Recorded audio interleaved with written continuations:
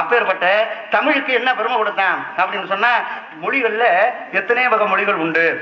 அதில் எடுத்துக்க போனோம்னா முதல்ல கிரேக்கம், அடுத்து லத்தீன், அடுத்து ஈப்ரு, அடுத்து சமஸ்கிருதம், அடுத்து சீனா, அடுத்து ஆகப்பட்டது தமிழ். இந்த தமிழுக்குன்னு ஒரு சிறப்பு. அதனாலதான் சொல்லுவான், விண்ணில் உள்ள தேவருக்கு கடல் அமிர்தம் போல மண்ணில் உள்ள மாந்தருக்கு தமிழ் அமிர்தம் ஆகும் அப்படின்னு தமிழுக்கு பெருமை கொடுத்தான். இதற்கு மேல சொல்ல போனோம்னா, எங்கள் வளமும் எங்கள் நலமும் மங்காத தமிழ் என்று சங்கேனை முழங்கு அப்படின்னு சொல்லி தமிழுக்கு உலகத்துல பெருமை கொடுத்தான். அதே சமயத்துல பார்க்க போனோம்னா, செந்தமிழ் நாடனும் போதினில்லை இன்பத்தேன் வந்து பாக்கியது காதினிலே, எங்கள் தந்தைய நாடனும் பேச்சினிலே ஒரு சக்தி பிறக்குது மூச்சு நிலை அப்படின்னு சொல்லி தமிழுக்கு பெருமை கொடுத்தாரே. யாரு? முண்டாசு கட்டிய மூத்த புலவன் பாரதியார் என்ன சொல்லக்கூடியவர், செந்தமிழ் நாடனும் போதினிலே இன்பத்தேன் வந்து பாய்கிறது காதினிலே, எங்கள் தந்தையர் நாடனும் பேச்சினிலே ஒரு சக்தி பிறக்குது மூச்சு நிலைனாரு. வேதம் நிறைந்த தமிழ்நாடு, உயர் வீரம் செறிந்த தமிழ்நாடு, நல்ல காதல் செய்யும் அறம்பெயர் போர் இடம் கண்ணீர் சூழ்ந்த தமிழ்நாடு அப்படின்னு உலகத்துல சொன்னாரு. காவிரி தென்பெண்ணை பாலாறு என கண்டதோர் வையை பொருள் நதி என மேபிய யாரும் பலவுண்டே என மேபின் சுழித்திடும் தமிழ்நாடு அப்படின்னு பெருமை கொடுத்தாரு. நீலத்திரை கடல் ஓரத்துல நின்று நித்தம் தவஞ்சை குமரி எல்லை வட மாலவன் குன்றம் மீதிலே புகழ் மண்டி கிடக்கும் தமிழ்நாடு அப்படின்னு சொன்னாரு. வள்ளுவன் தன்னை உலகனுக்கே தந்து வான்புகள் கொண்ட தமிழ்நாடு, நெஞ்சை எல்லும் சில பதிகாரம் என்றோர் மனை ஆரம்படுத்திட்ட தமிழ்நாடுன்னு சொன்னாரு. விண்ணை அடிக்கும் தலையம்மையும் முடிச்சிடறேன், அவ்வளவுதான். ஏன்னா எனக்கு தெரிஞ்ச விஷயங்களை சொல்லணுங்கிறதுக்காக சொன்னேன். இப்பேற்பட்ட கணவனை கல்யாணம் பண்ணி வாழ்க்கையில நல்லா இருக்கு, அதுக்கு காரணமா இருக்கிறவ யாரு? நான் தான். சொல்லி கேளமா, அதனால உனக்கு பெருமை உண்டு.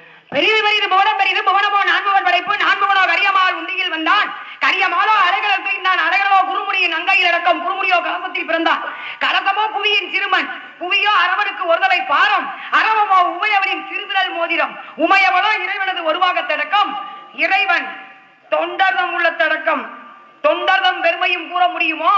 பகவான் பெரிதா பக்தன் பெரிதா என்றால் பக்தன் தான் உலகத்தில் பெரியவன் என்று நிரூபித்தவள் அவ்வை பிராட்டி. இறைவன் படைத்த உலகில் எல்லாம் மனிதன் வாழுகின்றான், மனிதன் வடித்த சிலையில் எல்லாம் இறைவன் வாழுகின்றான். இதில் இறைவன் பெரிதா மனிதன் பெரிதா என்றால் பக்தன் தான் பெரியவன் என்று சொன்னவள் அவ்வை பிராட்டி. அப்பேற்பட்ட அவ்வை பிராட்டியை சுட்டப்பட வேண்டுமா சுடாப்பட வேண்டுமா என்று அறிவுக்கு சுட்டி காட்டிய தமிழ் கடவுள் முருகப்பெருமான். குன்றெங்கும் குன்றிருக்கும் இடமெல்லாம் குமரனுக்கு இடமாக குமரத்தோர் வழிவிட வேண்டும் என்று சொன்னவன் முருகப்பெருமான். சூரபத்மனை அழிப்ப வேண்டும் என்றே வந்து ஒண்ணு நான் கவியெல்லாம் பேசுறேன். நான் இப்ப ரொம்ப சந்தோஷமா இருக்கேன். ஏன்னா 5 வயசுலயே முருகன் வர வாங்கினவ, நீ எனக்கு புருஷனா வரணும்னு. நாரதர் வந்து என்னை சந்திக்க வந்தது அவருக்கு பொழப்பு போடணும்னு தான். நாரதர் நாரதர் நாரதராகப்பட்டவருக்கு இன்னைக்கு ஒரு கழகம் பிறக்கணும், அதுக்காக வள்ளியை சந்திக்க வந்தவர் நாரதர். ஆனால் 5 வரையிலே அச்சமா சித்துக்களை கற்றவள் நான். அனிமா கரிமா மகிமா லகிமா பிராத்தி பிரகாரியம் ஈசத்துவம் வசித்துவம், சின்னதை பெரிதாக்குவது பெரிதை சின்னதாக்குவது, கனமானதை கனமில்லாமல் ஆக்குவது, கனமில்லாததை கனமாக்குவது, கூடு விட்டு கூடுவாயுதல் தெரிந்தவை. 5 வயதிலேயே முருகப்பெருமானை நீ எனக்கு புருஷனா வரன்னு கேட்டவன் நான். ஏன் புருஷன் குன்றிலே குடியிருக்க கோடீஸ்வரன் வள்ளிய வருமா பார்க்க வருமா, நீங்க பாலம்தான். எப்படி என்று ராமனுக்கு ஆஞ்சநேய பெருமானாகப்பட்டவன் பாலம் அமைத்தானோ, இலங்கைக்கு செல்ல வேண்டும் என்பதற்காக பாலம் அமைத்துதான் ராமபிரானே போனார். ஆனா சூர்பனகை பாலமே அமைக்காமல் அங்கிருந்து வந்தால் இங்கு பஞ்சாவடிக்கு, அவளும் வென்றார், வரவழைத்தார். அது மாதிரி நீங்கள் பாலம் தான். 5 வயதிலே கேட்டவள் முருகப்பெருமான், நீ எனக்கு புருஷனா வரணும். அதனால என் புருஷன் தான் வரும், சாதாரணப்பட்டவன் இல்ல. பக்தர்களை கோடி கோடியாக சம்பாதிச்ச கோடீஸ்வரன், இன்னைக்கும் காவடி எடுத்து மக்களை அப்படியே சந்தோஷ கடையில் ஆழ்த்துபவன், அழகன், பேரழகன், சாமுத்திரிகா லட்சணம் பொருந்தியவன், தமிழ் கடவுள், பெரிய ஆளு, உலகிற்கே அம்மையப்பன் என்று சொல்லக்கூடிய சிவபெருமானி நெற்றிக்கணி வந்த உலகத்துக்கே ஆள்பவன். என்னை வருவான், என்னை பார்க்கத்தான் வருவான், என்னிடம் என்று எதையும் வாங்கிக் கொள்ளவன் அல்ல முருகப்பெருமான். சரிங்களா? நீங்கள் பாலம். அப்பேற்பட்ட முருகப்பெருமான் சூரபத்மனை கொல்ல வேண்டும் என்று வந்த முருகப்பெருமானே சூரபத்மனை அடிக்கவில்லை. ஆனா வந்தது எதற்காக? எல்லோரும் 33 கோடி தேவர்கள் முடித்து விடுகிறேன். இதோட 33 கோடி தேவர்களும் கேட்டாங்க, சூரபத்மனை அழிக்கணும். யாவன் அழிப்பான்? என் கணவன் முருகப்பெருமான் அழிப்பான். ஏன் புரிச்சன் தான் அழிக்கணும், ஏன் புரிச்சன் தான் கொல்லணும், ஏன் புரிச்சேன் புரிச்சேன் புரிச்சேன் ஆயிரம் சொல்லுவேன். 5 வயசுல கேட்டுவாங்க, கேட்டேமா நீ எனக்கு பூசனாவான்னு சொன்னவன் நான். பிறக்கும் போதே குகா குகா என்று கூவிக் கொண்டிருந்தவை, குண்டலம் கொடி வலை குதிக்கால் சிலம்பு, கண்ணகி பிறக்கும் போது கால் சிலம்போடு பிறந்தவன். சீதை கண்டெடுக்கும் போது கூட இருந்தது சிவதனுசு என்ற தனுசு, மாதவியாகப்பட்டவள் பொன்னருவி என்ற மாலையோடு பிறந்தவை, பரசுராமன் கோடாரியோடு பிறந்தவன், கர்ணன் கவச குணத்தோடு பிறந்தவன் நான். கனகவேங்கை பூங்குரத்தி குண்டலம் கொடி வலை, குதிங்கால் சிலம்பு, கால் தண்டை இவை அனைத்தும் தரித்து தவழ்ந்தவள் வள்ளிக்கிழங்கு தோன்றிய பள்ளத்திலே தவழும் போதே குகா குகா என்று புருஷன் வர சொல்லிட்டு வந்தவனா. உலகை ஆளக்கூடிய புருஷன் வருவான். எனக்கு நீங்க பாடம் தான், உங்க பேச்ச நான் கேட்க மாட்டேன். வருவான், வந்து என்னை சிறை எடுப்பான். அப்பேற்பட்ட முருகப்பெருமான் அழிக்க வந்தது சூரபமே. ஆனால் அழிக்கவில்லை. அழிக்காமல் சேவலாகவும் மயிலாகவும் உருமாறி பற்றி கொண்டான். ஏன், என்ன காரணம்? 1000 காரணம் இருக்கு. தொடரும் இந்த கதை. கைவரிசை செல்லாது போ.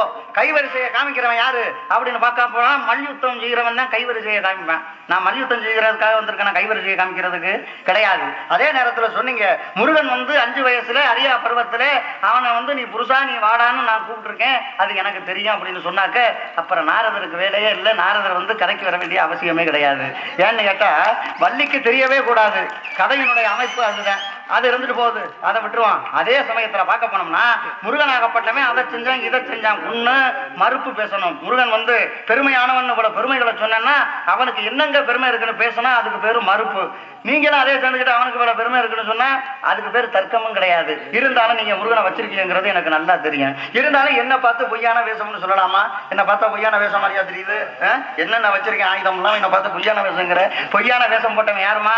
ராவணன் போட்டான் பொய்யான வேஷம். எதற்காக? சீதையை சிறை எடுக்கணுங்கிறதுக்காக ஒரு பிச்சைக்காரனா வேஷம் போட்டு பிச்சா தேகி அப்படின்னு போன பொய்யான வேஷம் போட்டு சீதையை தொட்டோம்னா ஒரு பொம்பளை விரும்பாம தொட்டான்னா அவன் செத்து போயிடுவான் ராவணன். அதனால என்ன செஞ்சான்? பர்ண சாலையோட நிலத்துக்குள்ள கையை கொடுத்து அப்படியே தூக்கிட்டு போய் சீதையை சிறை எடுத்து கொண்டு போனேன். அவன் பொய்யான வேஷம் போட்டான், சீதையை சிறை எடுத்தான். நான் பொய்யான வேஷம்னா நான் யாரையாவது சிறை எடுத்திருக்கேன் இது வரைக்கும்? இல்ல யார் நிலத்திலையும் கையை கொடுத்து நான் எதுவும் கொண்டு போகணும்னு நினைச்சேனா? கிடையாது. அவன் போட்டது பொய்யான வேஷம், நியாயம். அதே சமயத்துல பொய்யான வேஷம் போட்டான் யாரு? அகலிகை மேல ஆசைப்பட்டு இந்திரன் என சொல்லக்கூடியவன். இவன் பொய்யான வேஷம் போட்டு என்ன செஞ்சான்? கௌதவ மகரிஷி போல இங்க இருந்து சென்று அன்னைக்கு இவனே உருமாறி அவள் போல அன்னைக்கு அவனை கெடுப்பதற்கு காரணமா இருந்தான். அதனாலதான் நீ கல்லாக மாற கிடப்பதுங்கிற சாபத்தை வாங்கினா அகலிகை. அதுக்கு காரணம் யாரு? இந்திரனாகப்பட்டவன் பொய்யான வேஷம் போட்டான்னா. நான் பொய்யான வேஷம் பாட கிடையாது. இருங்க, பொய்யான தவ வேடம் நல்லா சங்கர சுவாமி என்ன பாடு? பொய்யான வேஷம் மட்டும் ஒரு பாடல, பொய்யான தவ வேஷம். மண்ணு மேல ஆசை இருக்கு, மண்ணு மேல நிக்கிறதுக்கு மண்ணு மேல ஆசை இருக்கு, பொண்ணு மேல ஆசை இருக்கு, பொண்ணு மேல ஆசை இருக்கு, பணத்து மேல ஆசை இருக்கு. என்ன சொன்ன? பொய்யான தவ வேடம். பொய்யான தவ வேடம். ஆக என்னதான் இருந்தாலும் கூட பொய்யான வேஷம் போட்டவன் சொன்னா தவ வேடம்னு சொன்னீங்க, அதை விட்டுருவான். பொய்யான தவ வேடம்னு சொன்னாலும் ஒண்ணுதான், பொய்யான வேஷம்னு சொன்னாலும் ஒண்ணுதானே. தவ வேஷம்னா அப்ப பொய்யான வேஷமா? அது இருக்கட்டும். ஆக கூட்டி கொடுக்குறவன் அப்படின்னு என்ன பார்த்து எப்ப சொன்னியோ இதுக்கு மேல உனக்கிட்ட பேசுறதுல சரி கிடையாது. ஏன்னு கேட்டா கூட்டி கொடுக்குறவன் யாரு? நான் கூட்டி கொடுத்துருக்கேன் ரொம்ப பேருக்கு. யாருக்கும் அந்த கைனால குறைச்சு கொடுத்து பழக்கமே கிடையாது. கூட்டி கொடுத்துட்டேன் பழக்கம். கொடுத்து கொடுத்து சிவந்த கரங்கள் இந்த கை. அதனால அறிவில்லாதவர்களுக்கு அறிவையும் கூட்டு கொடுத்துருக்கேன், அறிவில்லாதவர்களுக்கு அறிவை கூட்டி கொடுத்திருக்கேன், அன்பில்லாதவர்களுக்கு அன்பத்தை கூட்டி கொடுத்திருக்கேன், பாசம் இல்லாதவர்களுக்கு பாசத்தை கூட்டி கொடுத்திருக்கேன், நேசம் இல்லாதவர்களுக்கு நேசத்தை கூட்டி கொடுத்திருக்கேன், கல்வி இல்லாதவர்களுக்கு கல்வியை கூட்டி கொடுத்திருக்கேன். அறிவு இல்லாம இருந்த பெண்கள் 30 தேவிகளுக்குமே முந்தான பிச்சை கொடுக்கக்கூடிய அளவுக்கு அவங்களுக்கு அன்னைக்கு கூட்டி கொடுத்தேன். அது போல என்ன பார்த்து கூட்டி கொடுக்கிறவங்க சொல்றத பார்த்தா அறிவில்லா கூட்டி கொடுப்பவர்கள் கோத்திரத்தின் முறையில் பாடுறது தவறான அர்த்தத்தில். ஒரு தந்தையாகப்பட்ட மகளை கூட்டிக் கொண்டு மனவரையில் அமர வைப்பான். கல்யாண பேச வந்த தந்தையே கூட்டி போக வந்தவரையும் பாடுனேன். ஒரு தமையனாகப்பட்டவன் பள்ளிக்கூடத்துக்கு தங்கச்சியை கூட்டிட்டு போவான். எதற்கு? பள்ளியை கைவதற்கு. அது மாதிரி கூட்டிட்டு போக வந்த தமையனேன்னு சொல்ல வந்தே உங்க புத்திப்படி கீழ்த்தரமா போயிருச்சு. அதனால ஒரு பெண்ணை பார்த்து அழகா இருக்கக்கூடிய ஒரு பெண்ணை பார்த்து ஆகா இது பசு மாதிரி பொண்ணுடா அப்படின்னு சொல்றதுக்கு இது பொண்ணாது, ஆஹா வர்றா பாரு பசு மாதிரி அப்படின்னு சொல்லுவான். அதே சமயத்துல வர்றா பாரு மாடு மாதிரி அப்படின்னாக்க ரெண்டுக்கும் வித்தியாசம். கதை பாட்டை தவிர நான் பாடுறேன். கதை பாட்டை தவிர